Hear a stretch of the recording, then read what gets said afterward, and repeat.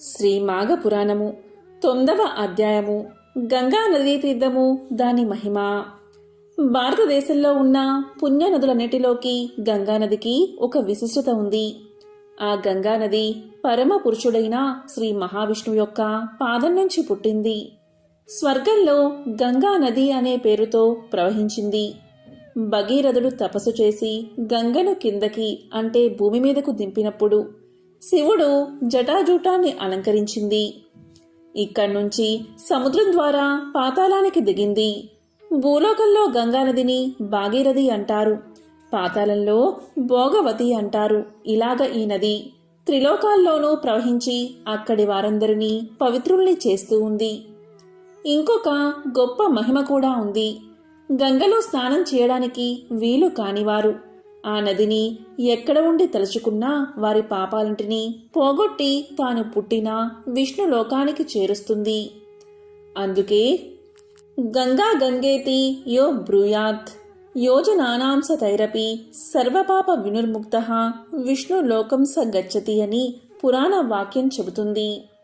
కాబట్టి మాఘ మాసంలో పొద్దున్నే స్నానం చేసేటప్పుడు గంగానదిని తలుచుకుని మునిగితే వారికి గంగా స్నాన ఫలం దక్కుతుంది.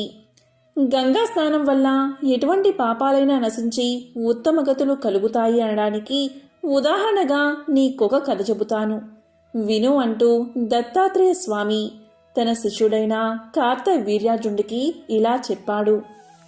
పూర్వం మగధ రాజ్యంలో 4 బ్రాహ్మణులు ఉండేవారు. వారు పౌరోహిత్యంతో జీవిస్తూ ఉండేవారు.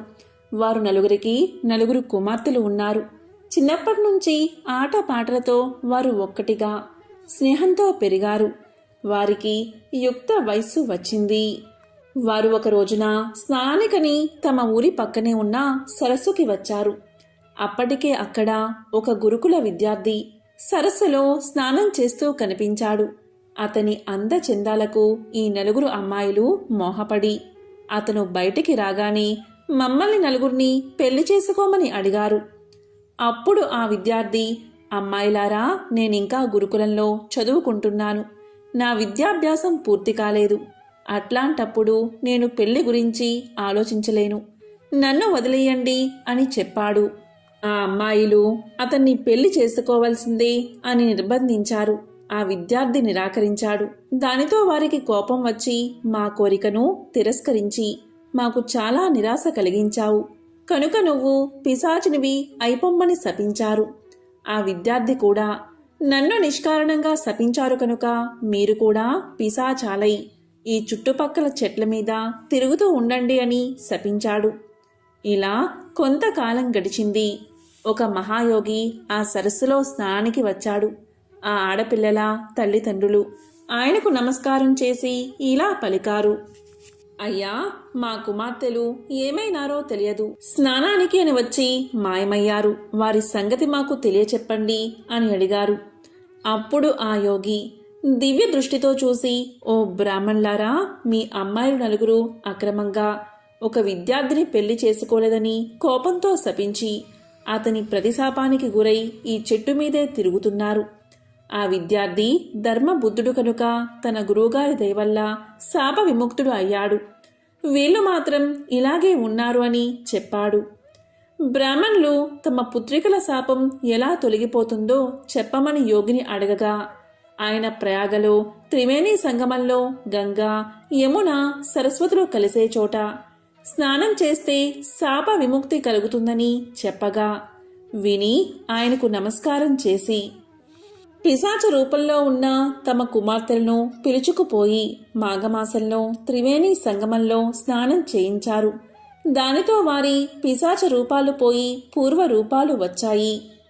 ఈ గంగా స్నానం ఒక్క మానవులకే కాదు, దేవతలకు, రాక్షసులకు కూడా చాలా పుణ్యాన్ని కలిగిస్తుంది. చేసిన పాపాలను పోగొడుతుంది. ఒకసారి ఒక మాఘమాసంలో దేవలోకంలోని ఒక గంధర్వుడు గంగా స్నానం చేసి వద్దాము రమ్మని భార్యను కూడా వెంటబెట్టుకుని భూలోకానికి వచ్చాడు. గంధర్వుడు గంగా స్నానం చేశాడు కాని అతని భార్య స్నానం చేయడానికి ఇష్టపడలేదు. అతడు ఎంతో బ్రతిమాలాడాడు, కాని వినలేదు ఆమె. దానితో గంధర్వుడికి కోపం వచ్చి నువ్వు దేవలోకానికి రావద్దని నియమం చేసి వెళ్ళిపోయాడు.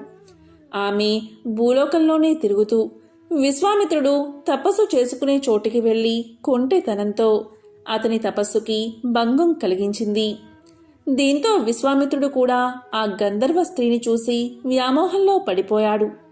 అప్పుడు ఇద్దరూ ఒక అరణ్యంలో ఏకాంతంగా విలాస క్రీడల్లో మునిగిపోయారు. అప్పుడు ఆ గంధర్వుడు మళ్ళీ తన భార్యను వెతుక్కుంటూ వచ్చి విశ్వామిత్రుడితో విహరిస్తున్న భార్యను చూసి కోపంతో పాషాణమై ఉండమని శపించాడు. విశ్వామిత్రుని చూసి గంధర్వుడు ఇలా పలికాడు: మునివైనా నీకు ఇంద్రియ చాపల్యం పోలేదు. పరస్త్రీ అని కూడా చూడకుండా నా భార్యతో విలాస క్రీడల్లో మునిగి తేలినందుకు నీ ముఖం కోతి ముఖం అయిపోవుగాక, స్త్రీలంతా నిన్ను చూసి అసహ్యించుకుందురుగాక అని శపించిపోయాడు.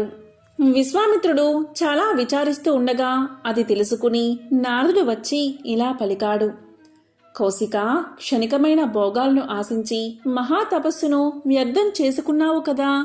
సరే, నీవు వెళ్ళి గంగానదిలో స్నానం చెయ్యి. నీ శాపం తొలగిపోతుంది. నీ కమండలంతో నీళ్లు తెచ్చి ఈ రాతి మీద చల్లు. గంధర్వ స్త్రీ కూడా తన రూపం తాను పొందుతుంది అని చెప్పి వెళ్ళిపోయాడు.